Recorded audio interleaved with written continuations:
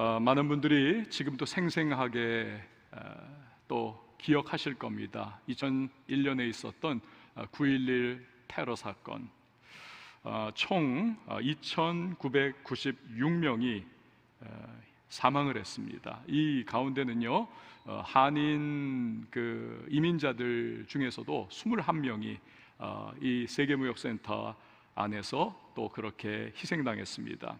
그라운드 제로라고 하죠. 이 무역센터 쌍둥이 빌딩 무너진 그 자리에 지금은요 9.11 기념관이 서 있습니다. 작년에 안식년 때 잠깐 그곳에 방문해서 기념관 안에 들어가 본 적이 있습니다. 이 미국 사람들이 참 철저하더군요. 터치스크린이 있는데 2,996명의 희생자들의 자료들이 그 안에 있어요. 딱 이름을 누르면 그 사람 사진이 뚝 뜹니다. 그리고 그 사람의 취미와 평소의 삶의 모토, 그리고 이 사람이 어떻게 인생의 스토리를 가지고 있는가를 아주 간략간략하게 또 굉장히 가슴 찡하게 그렇게 보여주는 그러한 자료들이 있었습니다. 쭉 살펴보다가 한국 사람도 좀 한번 봐야 되겠다. 그래서 우리 김씨가 많으니까 킴을 눌러봤습니다. 31살짜리 한인 청년이 뜨더군요. 근데 참 그 스토리가 안타까웠습니다. 이 청년은요 특별한 점이 있는데 이 9.11 테러가 터지기 이틀 전에 입사를 한 겁니다. 이틀 전에.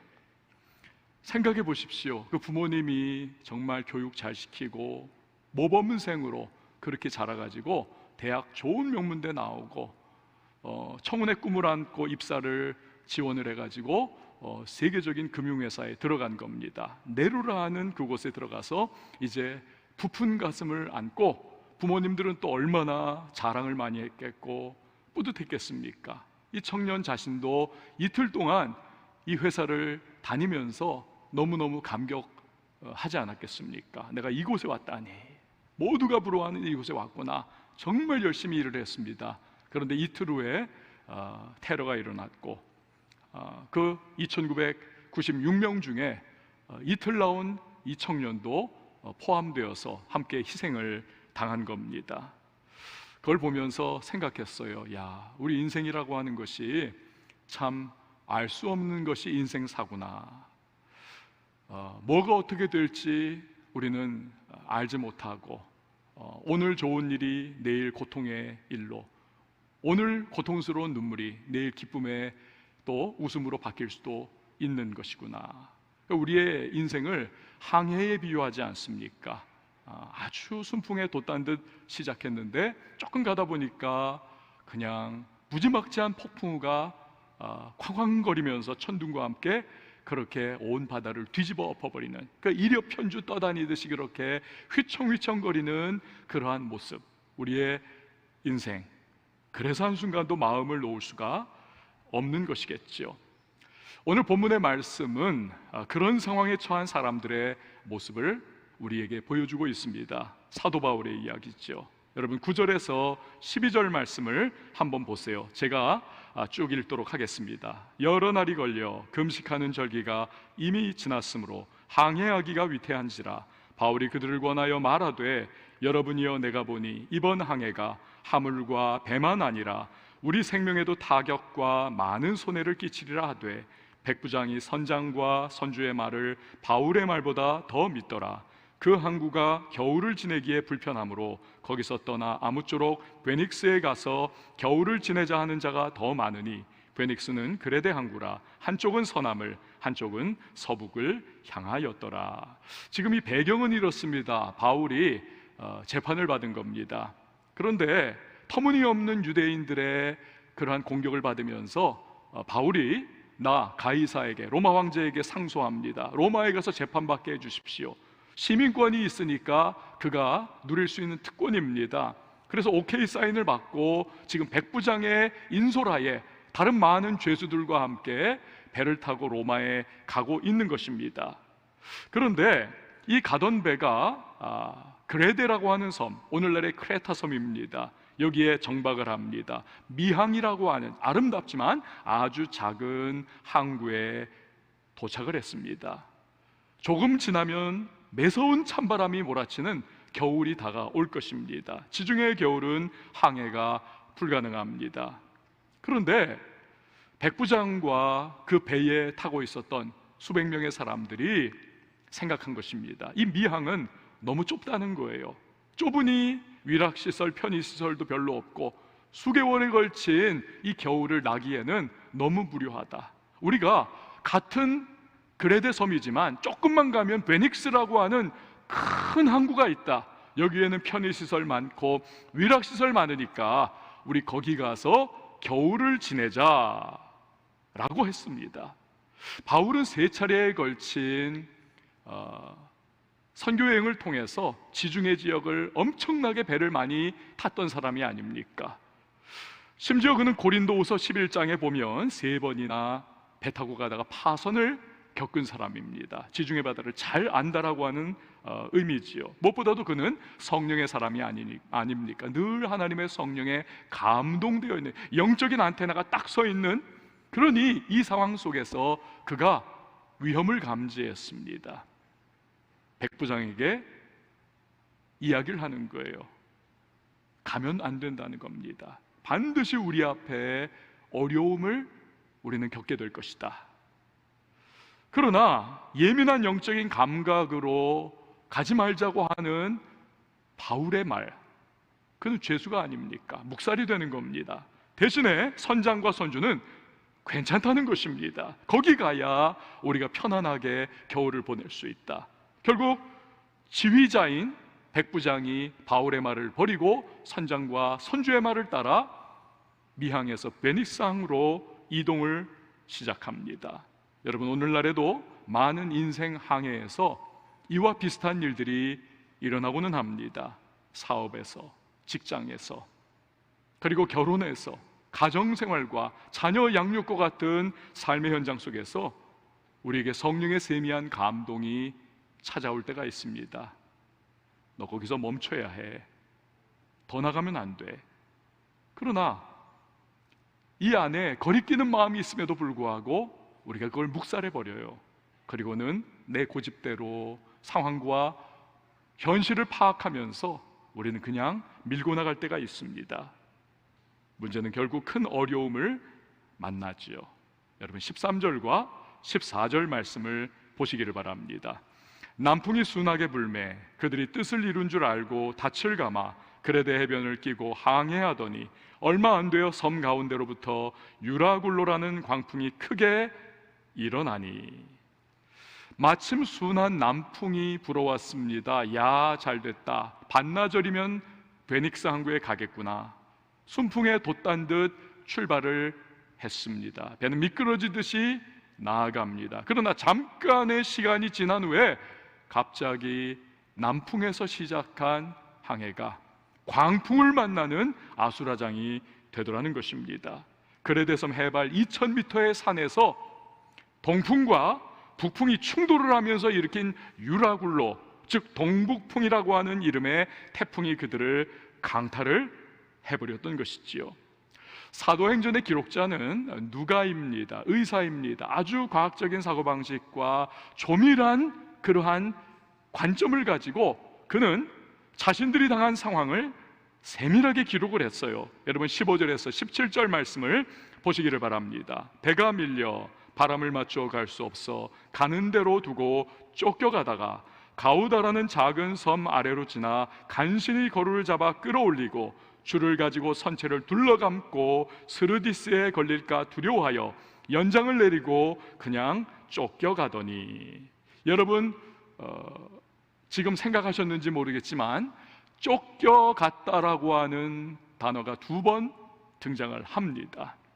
강한 강조를 의미하는 것이지요.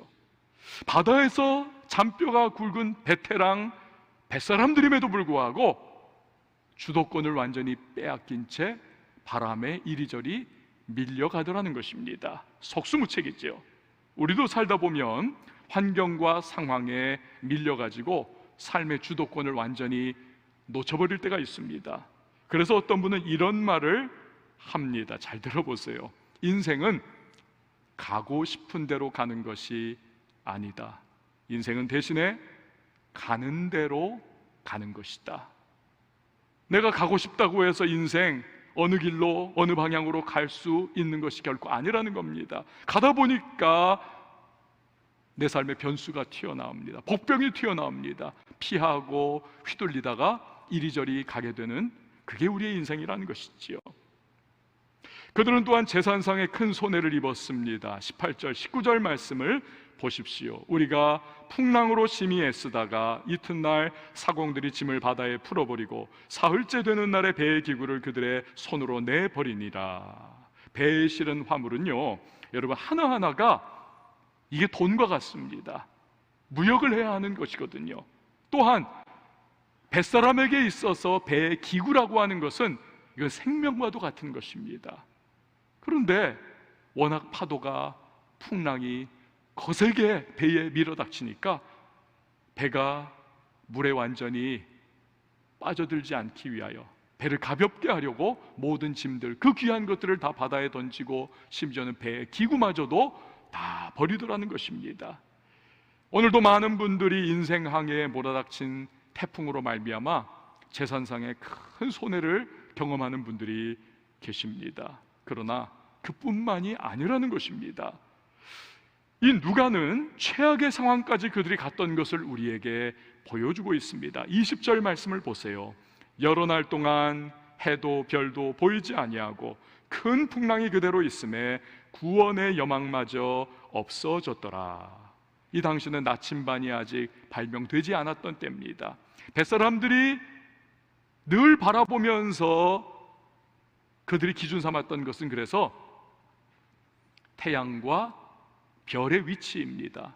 그러나 지금 태풍이 몰아닥칩니다. 칠흑 같은 어둠이 며칠 동안 계속되고 있습니다. 하늘을 아무리 뚫어져 쳐다봐도 태양도 안 보이고 별도 안 보입니다. 이리저리 그들은 방향 감각을 상실한 채 떠돌아다닐 수밖에 없습니다. 결국 이 뱃사람들이 다 자포자기 하기에 이르죠. 우리 이제 다 죽었구나, 끝장났구나, 큰일이다. 두려움과 낙심에 깊이 사로잡혀 버립니다. 여러분, 우리 가운데서도 군대 생활을 해군에서 하신 분이 계실지 모르겠습니다만 이 해군들은 어떻습니까? 바다 한번 나가면 꽤 오랜 기간을 그렇게 배에 있습니다. 근데 돌아올 때쯤 되면 많은 경우에 한 10km 정도 이상이 빠져버린다 그래요. 80으로 나가면 70이 돼서 돌아온다는 겁니다. 배 타고 가다 보니까 폭풍이 막 몰아치면 정신이 없습니다. 식사도 제대로 못하고 먹은 거 다 토해버리니까 영양이 부실해지고 잠을 제대로 잘 수가 있겠습니까? 완전히 위로가 아래로 떨어지는 이 배 안에서 편한 잠을 못 자는 겁니다. 몸을 침상에 완전히 묶어가지고 잔다고 합니다. 고정을 해서. 그래야 떨어지지 않으니까요. 그러니까 잠을 제대로 자겠습니까? 그냥 눈만 붙이는 거죠. 피로는 피로대로 쌓이고 음식은 섭취를 못하니 돌아올 때쯤 되면 10kg 이상들이 쫙쫙 빠진다는 것입니다. 오늘날도 이렇다면 바울의 시대에는 어땠겠습니까? 여러분, 그야말로 백척간두의 선것과 같은 위기입니다. 그래서 아예 그들은 여러 날 먹지 못했다, 성경 기록을 해요. 그런데 바로 그 순간에 바울이 입을 열어 말하기를 시작합니다. 우리 다 같이 21절에서 22절 말씀을 같이 한번 읽어보도록 하겠습니다. 시작. 여러 사람이 오래 먹지 못하였음에 바울이 가운데 서서 말하되 여러분이여 내 말을 듣고 그레데에서 떠나지 아니하여 이 타격과 손상을 면하였더라면 좋을 뻔하였느니라. 내가 너희를 권하노니 이제는 안심하라. 너희 중 아무도 생명에는 아무런 손상이 없겠고 오직 배뿐이리라. 아멘. 여기서 바울이 말한 안심하라, 안심하세요, 이것은요 헬라어로 의사들이 쓰는 용어였습니다. 의사들이. 제가 몇 년 전에 매년마다 받는 정기검진을 받았습니다. 그런데 거기 이제 수면 마취를 하고 나서 대장 내시경을 또 하다가 매년 그래요. 저는 한 3개 정도씩 떼내는 것 같아요. 그때도 3개를 떼냈습니다. 떼내고 나면 이제 이게 암인지 뭔지를 판명하기 위해서 그 연구소로 이제 가지 않습니까? 일주일 후가 되면 그 결과가 나오고 또 전체 검진 받았던 내용이 이제 다 나오지 않습니까? 일주일 후에 오라 그래서 갔습니다. 의사 선생님이 이제 제 차트를 쫙 보고 있는 겁니다. 저는 좀 마음이 콩당콩당한 거예요. 야, 이 결과가 어떻게 나왔을까? 그 용종 뗀 거 이것도 문제 생긴 건 아닐까? 근데 딱 얼굴을 보니까 의사 선생님 얼굴이 시커멓습니다. 표정이 너무 안 좋습니다. 굉장히 굳어 있습니다. 심각한 얼굴 표정이에요. 그리고는 말을 안 해요. 계속 차트를 보고 있습니다. 그 순간 제 마음이 탁 무너져 가기 시작해요. 야, 이거 암 아닌가? 그 용종 암 아닌가? 그러면서 계속 생각이 발전을 하는 겁니다. 이거 암 수술 받아야 하는가? 근데 만약에 사기라든지 이거 안 되면 어떡하지? 우리 애들은 어떡하나? 우리 집사람은 어떡하나? 교회는 어떡하나? 우리 성도님들은 어떡하나? 이 생각이 계속 발전을 꼬리에 꼬리를 물면서 하는 겁니다. 막 복잡하게 그 짧은 순간인데 이저런 생각들이 막 확 지나가는 그 순간 의사 선생님이 드디어 저를 딱 보면서 심각한 얼굴 표정으로 말하기를, 문제가 좀 있는데요. 그 순간 제 마음이 뚝 떨어져 버리고 말았습니다. 암이구나. 근데 그 다음에 선생님이 말씀하시기를, 담도에 좀 문제가 있는데, 이게 좀 담도에 돌이 생기려고 하는 것 같은데 그래도 괜찮은 것 같아요. 그러면서 또 말하기를, 용종 뗀 거는 괜찮습니다, 별것 아닙니다 하는 거예요. 그 순간에 제 기분이 어떻겠습니까? 지옥에서 천국으로 다시 확 올라오면서 갑자기 화가 나는 거예요.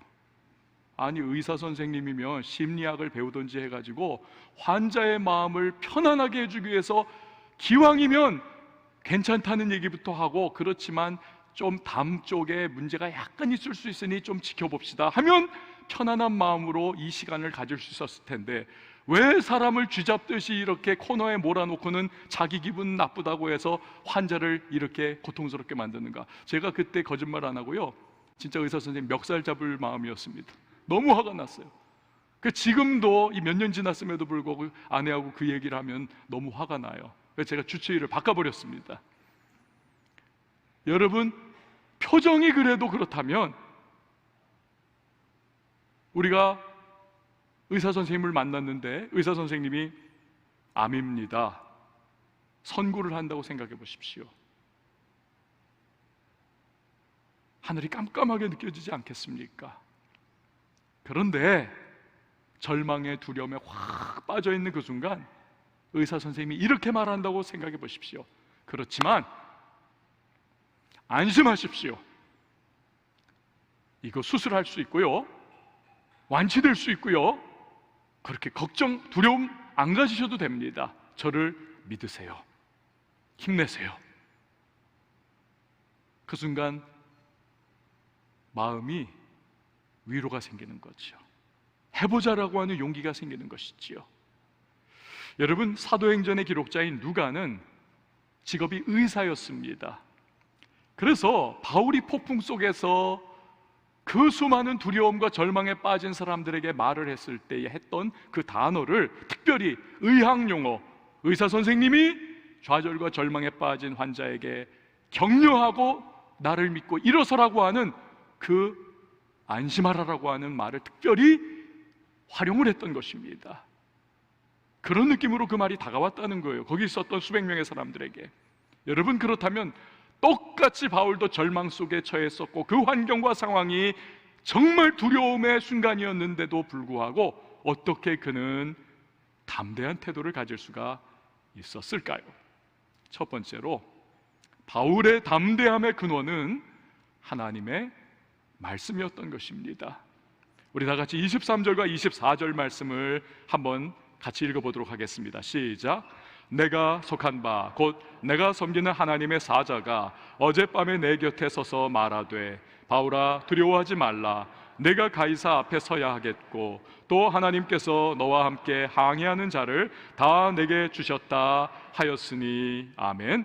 유라굴로 광풍으로 인하여 다들 두려움과 절망과 죽음의 공포에 사로잡혔을 때 바울은 두려워하지 말아라 하시는 하나님의 말씀을 받았다는 것입니다. 그 상황과 현실, 마음을 정확하게 아시는 하나님께서 꼭 필요한 말씀을 바울에게 주신 것입니다. 그러자 똑같은 상황에 처한 바울임에도 불구하고 용기가 생기고 담대함이 생기고 소망을 그는 가질 수가 있었다는 것입니다. 여러분, 우리에게 평소에 얼마나 많은 이야기와 소리들이 들려옵니까? 잡소리, 뭐 이런저런 소리, 사람의 소리, 좋아 보이는 소리, 내게 도움이 되는 것 같은 소리, 많은 소리들이 끊이지 않고 내 귀에 속삭입니다.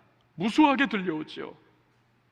그게 나에게 정말로 정답인 것 같은 때가 많이 있습니다. 그러나 우리가 정말 위기를 직면하고 정말 현실적 어려움과 두려움에 우리가 빠져들면 그 인생 폭풍 속에서는요, 잡다한 인간의 지식과 철학과 이야기들, 경험들, 내게 했던 말들 다 떠나가 버리고 모래성 무너지듯이 다 사라져 버리고 맙니다. 그제서야 진짜 그것은 내게 근본적인 도움이 될 수 없다는 것을 우리는 깨닫습니다. 이세벨의 위협 앞에서 절망해버린 엘리야에게 하나님 말씀하시죠. 그런데요, 지축을 뒤흔드는 지진이 일어났습니다. 그 지진 가운데서 하나님이 말씀하신 것 아닙니다. 지진 다음에는 어마어마한 불이 엘리야 앞을 확 사르고 지나가지만 그 불 가운데서도 하나님은 말씀하지 않으셨습니다. 언제 말씀하시고 임하셨는가? 세미한 소리 가운데 하나님께서 엘리야에게 임하시고 용기를 주시고 그를 격려하시고 그를 회복시켜 주셨습니다. 여러분, 그렇습니다. 하나님은 다른 어떤 현상이나 다른 어떤 방법이 아니라 세미하게 들려오는 하나님의 말씀으로 우리에게 임해 주시고 용기를 주시고 격려해 주시고 우리를 붙잡아 일으켜 세워주심을 믿으시기를 바랍니다. 이것이 바로 코로나19의 상황 속에서 지금 미국에서요, 성경 판매고가 엄청나게 뛴 이유가 아닐까요? 예를 들어 올 3월에 팔린 성경, 2019년 작년 3월에 팔린 성경에 비해서 최소 40%에서 최대 60% 많이 팔렸다는 겁니다. 미국에서. 뭘 의미합니까? 사람들이 이 좌절과 두려움과 절망적인 상황, 미국에서 많은 사람 죽었지 않습니까? 이 현실에 처하니까 사람 말하고 사람 떠들어대고 뭐 이것저것 뭐 방송에서 말하는 거 그거 다 도움이 안 되는 겁니다. 오직 진정한 도움은, 두려움에서 벗어나는 길은, 용기와 소망을 가지는 길은 하나님의 말씀으로부터 라고 하는 사실을 그들이 실감하는 것이죠. 성경을 찾는 겁니다. 9.11 테러 사건 때도 똑같은 패턴의 일이 일어났던 바가 있습니다. 예전에요, 여러분 기억하시는지 모르겠는데요, 우리나라 탄광에서 사고가 크게 났던 때가 있습니다. 막장으로 내려갔는데 그 쫙 굴이 있잖아요. 하필이면 가운데에서 지지대가 무너졌던지 해서 가운데 그 위에서 확 무너져 버리고 말았습니다. 그러니까 양쪽 끝에 인부들이 갇힌 거예요. 열흘이 지났습니다. 결국에 뚫고 들어가가지고 양쪽에 굴을 다 만들어서 딱 들어갔더니 한쪽에 있었던 인부들은 전원 살아서 다 구조가 됐는데 한쪽에, 반대쪽에 있었던 인부들은 전원 다 시체로 죽어 있었습니다. 조사에 들어갔어요. 물이 없었던가, 공기가 부족했었던가? 그게 아닙니다. 똑같이 있었습니다. 물 다 있었고 공기 다 있었고 차이점 하나 있었습니다. 인부들 살아있던 곳에는 전화선이 연결이 되어 있었습니다. 인부들 시체로 다 죽어있던 곳에는 전화선이 끊겨 있었습니다. 이게 차이였습니다. 하루가 가고 이틀이 가고 3일이 가고 깜깜합니다. 지금 어떻게 돌아가고 있는가, 외부의 환경을 알 수 없습니다. 우리를 구조할 것인가, 또 구조될 것인가 가능성을 가늠해 볼 수 없는 그러한 절망의 상황 속에, 그러나 전화가 계속 오는 거예요. 이쪽에서는 우리가 지금 뚫고 들어가고 있다, 좀만 더 기다려라, 좀만 더 기다려라, 너희 가족들이 너희를 위하여 기도하고 있다, 이런 이야기를 들으면서 이쪽 전화선 연결되었던 그러한 인부들은 희망을 가지고 소망을 가지면서 열흘을 버텨낸 겁니다. 반면에 이쪽 아무런 메시지를 듣지 못한 쪽은 결국 하루 이틀은 버텼지만 반복되는 그 공포와 두려움과 절망에 짓눌려서 결국 죽어버렸던 것이지요. 사랑하는 여러분, 위기 때 그래서 우리는 하나님의 말씀을 붙잡아야 할 줄 믿습니다. 근본적으로 우리의 심령을 살리고 새 힘을 주고 우리를 일으킬 수 있는 것은 살아계시고 전능하신 하나님의 말씀인 것입니다. 이 말씀의 능력을 알기 때문에요, 마귀도 어찌하든지 우리에게 하나님의 말씀이 들어가지 못하도록 이 안간힘을 쓰면서 방해를 하고 있습니다. 지금 미국에서는요, 참 별일이 다 생겨요. 몇몇 목사님들이 이 보험이 생겼습니다. 설교보험입니다. 설교보험. 이 왜 설교보험을 드냐 하면 악의적으로 그러는지 어떤지는 잘 모르겠습니다만 내가 저 목사님 설교 듣고 스트레스 받았다 이겁니다. 내가 가지고 있던 상처가 도졌단 말입니다. 마음의 상처가. 내가 가지고 있던 나의 세계관과 나의 가치관이 저 목사님 한 말 때문에 충격을 받고 지금 내 삶이 막 흔들리고 있어요. 고소를 하는 겁니다. 그 목사님들이 변호사를 고용을 해야 되지 않습니까? 그 설교 보험이 생긴 겁니다. 승소하면 뭐합니까? 승소해도 이미 충격을 받았기 때문에 위축이 되는 겁니다. 있는 그대로 하나님의 말씀을 가감없이 전하기가 참 위축받는 것입니다. 모르겠어요. 우리나라도 그런 보험이 나중에 생길지 어떨지 모르겠습니다만, 그러나 여러분, 이것을 역으로 뒤집어 보면 무엇입니까? 그만큼 하나님의 말씀이 강력한 능력을 가지고 있기에 마귀도 이 방법 저 방법으로 말씀을 가로막으려고 애를 쓴다는 것입니다. 여러분, 우리는 하나님의 말씀에 능력이 있다는 사실을 굳게 믿고 어려우면 어려울수록, 힘들면 힘들수록, 인생의 폭풍우가 치면 칠수록 더더욱 주님의 말씀을 굳게 붙잡으실 수 있기를 바랍니다. 전에도 말씀드렸는데 종교개혁가들이 그래서 했던 구호 중에 하나가 뭐냐 하면 아드 폰테스라고 하는 구호입니다. 아드 폰테스, 이 라틴어입니다. 근원으로 돌아가라. 근원으로 돌아가라. 즉 하나님의 말씀으로 돌아가라는 것입니다. 여러분, 왜 이런 구호를 그들이 외쳤습니까? 하나님의 말씀으로 들어가야만 그 말씀이 사람을 살리고 사람을 변화시키고 사람에게 소망을 주기 때문에 그렇습니다. 코로나19로 온 세상이 쑥대밭이 된 지금 여러분, 우리가 더더욱 붙잡아야 할 것은 하나님의 말씀입니다. 지금 교회들을 보십시오. 여러분, 우리 한국교회가 이전에 얼마나 많은 프로그램들이 운영이 됐습니까? 좋다는 건 다 했잖아요. 우리들 이것저것 다 했지 않습니까? 그런데 지금은 우리가 이 코로나 때문에 그 거품들이 다 사라져가고 있습니다. 그 프로그램 저 프로그램 막 하면서 우리가 거품이 껴있던 신앙생활, 교회 생활이었는데 이제는 준강제적으로 아드 폰테스, 근원으로 하나님의 말씀으로 돌아갈 수밖에 없는 지경이 됐습니다.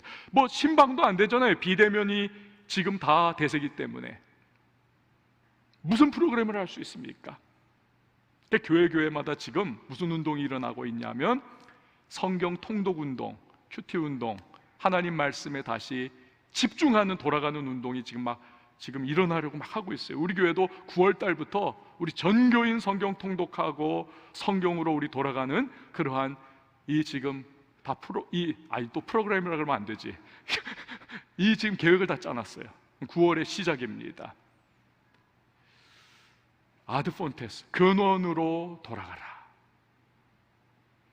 여러분, 지금 괴롭고 우리가 정말 힘들고 답답합니다만 우리가 이 기간 동안 정말 하나님의 말씀 붙잡고 말씀에 천착하고 말씀으로 우리가 돌아가서 우리의 심령에 하나님의 말씀이 정말 뼛속까지 채워진다.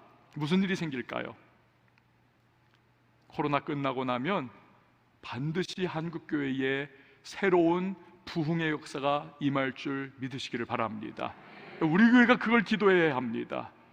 우리가 정말 하나님의 말씀 붙잡고 하나님의 말씀을 파고 하나님의 말씀으로 우리가 돌아가면, 이 코로나 끝나고 나면 우리 교회 하나님의 놀라운 부흥의 역사가 새롭게 임할 줄 믿으시기를 바랍니다. 교회사를 보면요, 언제나 똑같습니다. 패턴이 그래요. 부흥이라고 하는 게 찾아오는 때가 있었습니다. 늘 교회사에 보면 다른 게 아니에요. 어떤 프로그램이나 어떤 인간이 용쓰고 애쓰고 힘쓰고 막 그래서 부흥이 왔느냐? 절대로 그런 적 없는 적 한 번도 없습니다. 오직 한 가지, 하나님의 말씀이 임하면, 하나님의 말씀이 성도들의 마음을 사로잡으면 그 시대에는 반드시 부흥이 임했습니다. 이 교회사가 우리에게 가르쳐주는 너무나 중요한 진리입니다. 여러분, 우리가 코로나19 때문에 어쩔 수 없어서라도 말씀 붙잡을 수밖에 없는, 말씀밖에 없는 이 시기를 잘 감당해 나가면 지금은 괴로워도요, 훗날 우리가 이 시점을 되돌아보는 순간이 있다면 우린 분명히 고백할 거예요. 그때가 진짜 숨겨진 보물과 같은 축복의 시기였습니다. 이 고백을 우리가 할 수밖에 없을 겁니다. 그래서 여러분, 교회는요, 절대로 포기하거나 좌절하거나 낙심할 필요가 없는 것입니다. 말씀만 붙잡으면 돼요. 사랑하는 여러분, 원래도 우리 인생이 힘겹고 참 막막한 인생인데 이 코로나 때문에 얼마나 여러분 더 답답합니까? 저는 우리 횡단보도에서 애들이 이렇게 엄마 손잡고 요만한 애들이 마스크 끼고 가는 걸 보면 참 불쌍한 마음이 들어요.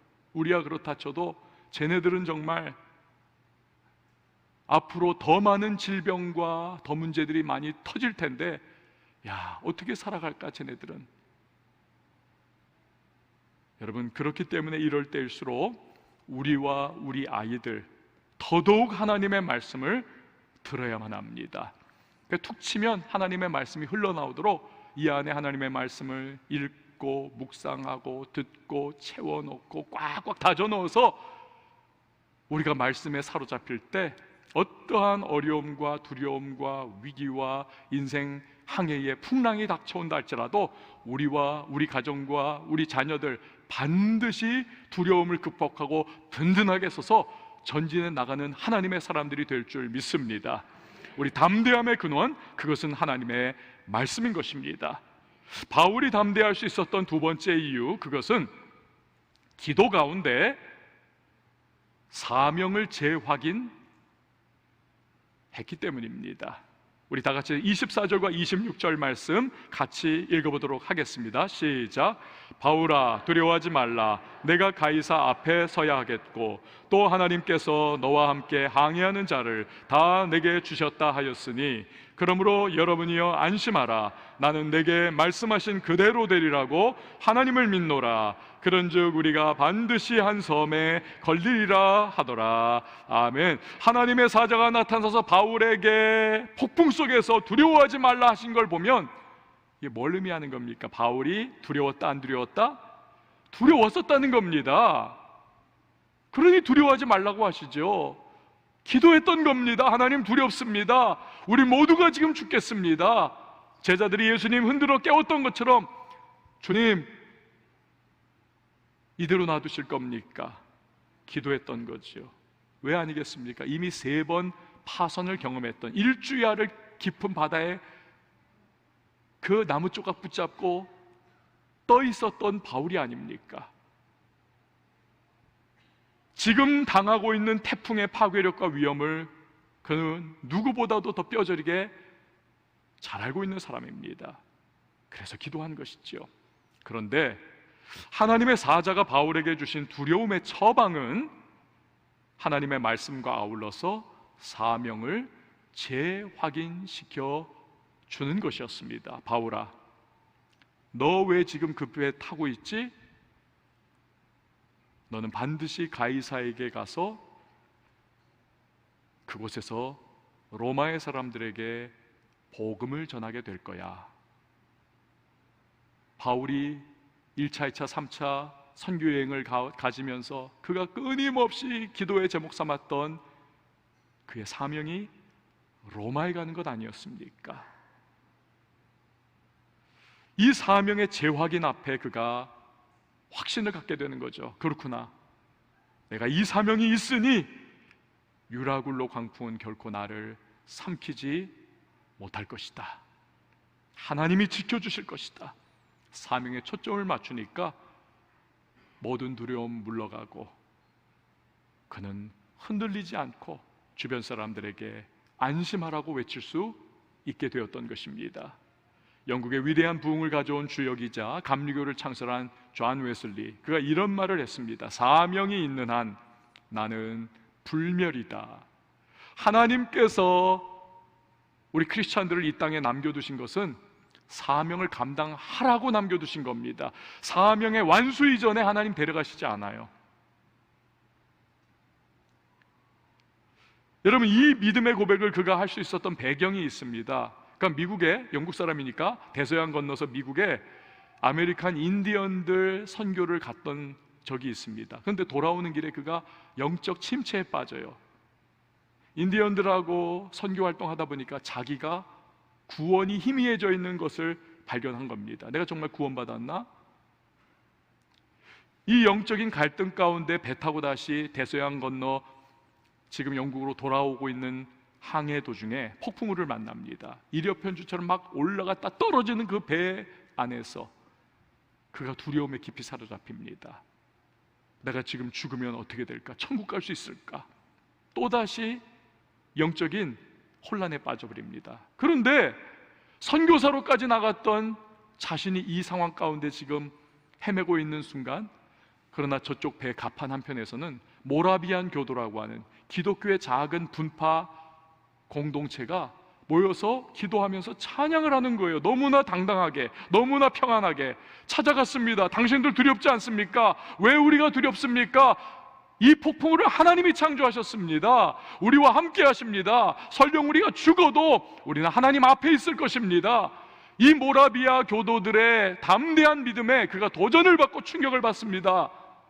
이 사람들은 도대체 뭔가?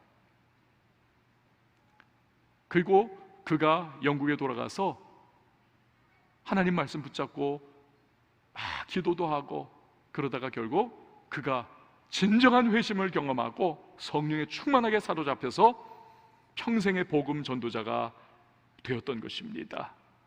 여러분, 크리스찬에게 있어서 인생은 하나님이 주신 사명을 이루는 기간인 것입니다. 저를 한번 따라해 주셨으면 좋겠습니다. 내게 있어서 인생은 사명을 이루는 기간이다. 여러분, 이거 믿으시길 바랍니다. 사명이 있으면 어떤 위험과 인생 풍랑이 쳐도 살 것입니다. 바울이 그걸 재확인했기 때문에 담대한 겁니다. 여러분, 그래서 코로나19 때문에 너무 걱정하지 마세요. 두려워하지 마세요. 코로나가 아니라 코로나 할아버지라 할지라도 여러분, 사명이 있으면 여러분 끄떡 없습니다. 하나님이 붙잡아 주시는 겁니다. 세상에서 가장 담대한 사람은 힘센 사람이 아닙니다. 권력자가 아닙니다. 돈 많은 사람이 아닙니다. 세상에서 가장 강력하고 담대한 사람은 사명의 사람인 것입니다. 왜요? 하나님이 나와 함께 하시고 하나님이 나를 붙잡아 주시고 이 사명 완수 전에는 나는 불멸이라는 사실을 알기 때문에 그렇습니다. 몸이 서서히 굳는 루게릭병으로 고통받으면서도 저 성남의 샬롬 교회를 개척해서 섬기고 있는 김정하 목사님이라고 하는 분이 계십니다. 이분은요, 그 평신도 시절 시간과 생명, 재산은 하나님 것이다, 내 것이 아니다, 이 믿음의 고백을 하게 됩니다. 그래서 신학교 들어가면서 그 유산으로 물려받은 3,000평의 땅을 다 기증을 해버립니다. 신학교 다닐 때는 매주 1명 이상을 전도를 했습니다. 그리고 졸업한 다음에 전도사님일 때 6년 동안 기도한 이후에 2006년도에 전도사님으로 교회 개척을 합니다. 이 전도사님이 교회 개척하기 쉽지가 않습니다. 축도를 못 하잖아요. 그러니까 잘 그 교회 안 가요, 사람들이. 축도가 없으니까. 근데 최선을 다해서 이 전도사님이 전도에 힘쓴 결과 1년 만에 54명을 전도해서 앉혀놓습니다. 근데 생활이 안 되니까, 살 곳이 없으니까 그 교회가 들어가 있는 상가에 그 옥상에 옥탑방, 양철 지붕으로 만든 거기에 사모님과 두 자녀가 함께 들어가서 삽니다. 그러니까 겨울에는 너무너무 추워가지고 막 그 오리털 파카 입고 덜덜덜 떨면서 그렇게 잠을 자고, 여름에는 양철 지붕에 뻘겋게 달구는 그 태양 얼마나 뜨겁습니까? 그렇게 힘들게 지내면서도 이분이요, 낮에 구두 닦아가면서 그 돈으로 컴패션을 통해 가지고 7명의 가난한 나라 아이들을 지원을 합니다. 그렇게 정말 헌신하고 충성하면서 개척한 교회를 섬기다가 이분이 그만 루게릭병에 진단을 받은 것입니다. 하루하루 몸이 굳어가며 죽어가는 그 고통을 느끼면서도 언젠가 하나님 앞에 설 때 하고 싶은 말은 오직 감사라는 말입니다. 이분이 인터뷰 때 이런 말을 했습니다. 언제 죽을지 모르고 사는 것보다 죽음을 준비하고 남은 삶을 정리할 수 있다는 것은 하나님의 축복이라고 생각합니다. 또 정확한 병명을 알 수 있게 되어 감사하고 장애인의 마음까지 품을 수 있게 해주심에 감사를 드립니다. 여러분, 얼마나 많은 사람들이 조그만 질병에 두려워하고 좌절하고 낙심하고 조그만 손해에 그렇게 절망해버리고 맙니까? 하지만 사명이 있기 때문에 이 목사님은 그 루게릭병, 죽음을 향해 지금도 나아가고 있는 그 상황 속에서도 오히려 감사하며 살아가고 있습니다. 얼마나 담대한 모습입니까?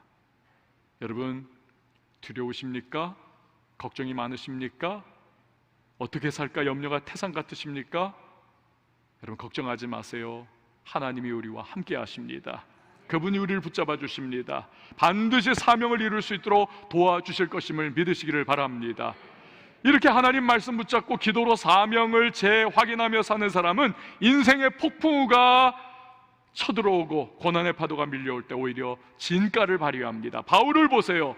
죄수로 그 배에 타고 있던 바울이 모든 사람이 두려움 가운데 처해 있을 때 오히려 안심하라고, 나는 하나님을 믿노라고, 당신들 안 죽는다고, 우리는 반드시 살 것이라고, 그가 오히려 영적 지도자의 모습으로 우뚝 섭니다.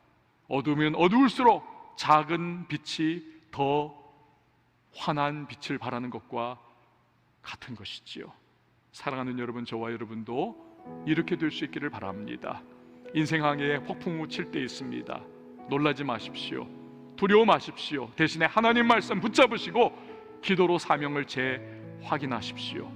그래서 담대함으로 살아가면서 주님이 놓아주신 삶의 현장 속에서 거룩한 영향력을 끼치며 살아갈 수 있는 저와 여러분 왕성의 성도님들이 될 수 있기를 예수님의 이름으로 축원을 드립니다.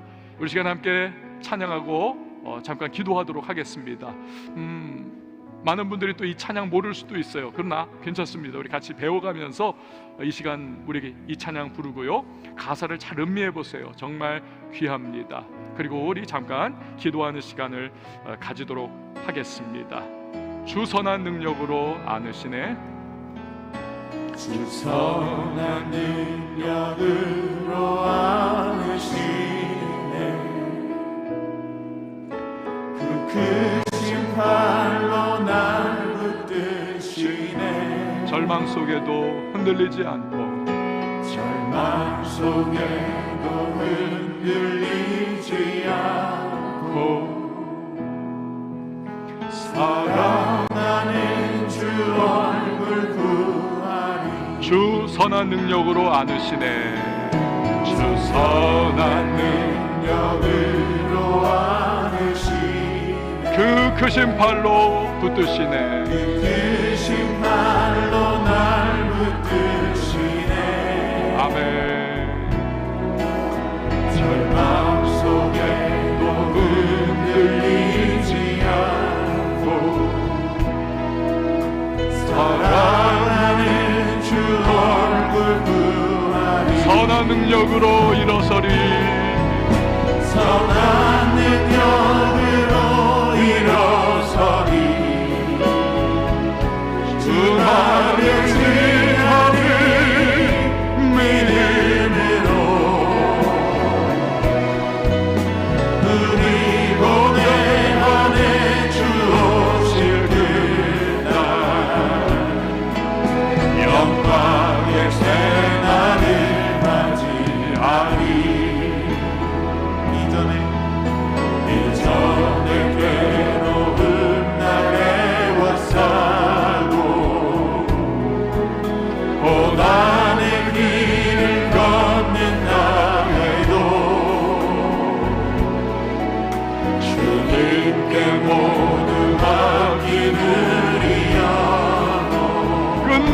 승리의 날, 내 승리의 날을 맞아 선한 능력으로 일어서리. 선한 능력으로 일어서리 주만 의지하니, 주만 의지하니 믿음으로 아멘. 우리 고대함에 주 오실 그날 영광의 새날을 맞이하리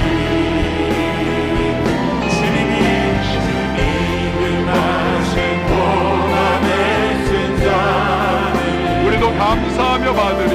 우리도 감사하며 받으리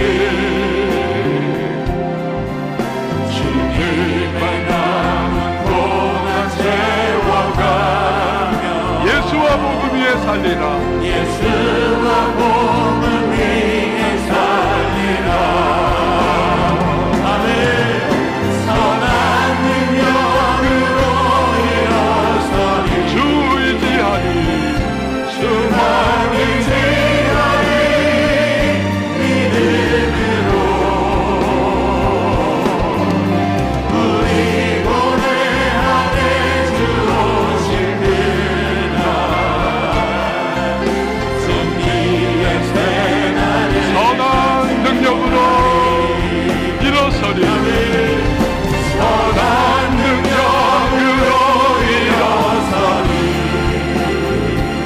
주만 의지하니 믿음으로 우리 고뇌함에 주 오신 그날 승리의 새날 우리 마지막 한 번 더 찬양하십시다. 선한 능력으로 일어서리. 선한 능력으로 일어서리 주만 의지하니 믿음으로 우리 고대함에 주 오실 그날 승리의 새날을 맞이하리 사랑하는 여러분, 우리의 삶에 폭풍우가 다가올 때가 있습니다. 두려워하고 떨고 많은 사람이 좌절하고 낙심하며 주저앉아 버립니다. 그러나 그때 우리는 놀라지 말고 두려워하지 말아야 합니다. 하나님 말씀 붙잡아야 합니다. 기도로 사명을 재확인할 때에 우리는 담대하며 살아갈 수가 있습니다. 나아가 주변에 선한 영향력을 끼치는 사람들로 살아갈 수까지 있을 것입니다. 오늘 말씀 기억하며 주님 그렇게 살게 하여 주옵소서. 주의 말씀 붙잡고 기도로 사명 가운데 나가는 자 될 수 있도록 도와달라고 이 시간에 우리 다 같이 말씀 기억하면서 함께 기도하며 나갑니다. 하나님 아버지 감사합니다. 전능하신 주 하나님 아버지, 오늘 우리를 하나님 아버지 이곳에 불러 모아주시고 하나님 함께 공동체를 임할 수 있는 일을 베풀어 주시니 감사합니다. 인생의 하나님 항해 가운데 수많은 하나님 폭풍 가운데 달려서 그러나 하나님 아버지 말씀을 붙잡게 하시고 말씀을 기억하게 하시고 말씀 가운데 거하게 하시고 그 말씀 보내주신 하나님의 은혜로 저만 세이 만들어줄 수 있도록 내를 베풀어 주옵소서. 하나님 아버지 기도 가운데 하나님 아버지 우리에게 주신 사명을 다시 한번 회복하게 하시고 재확인할 수 있도록 반드시 불멸이라고 하는 사실 하나님의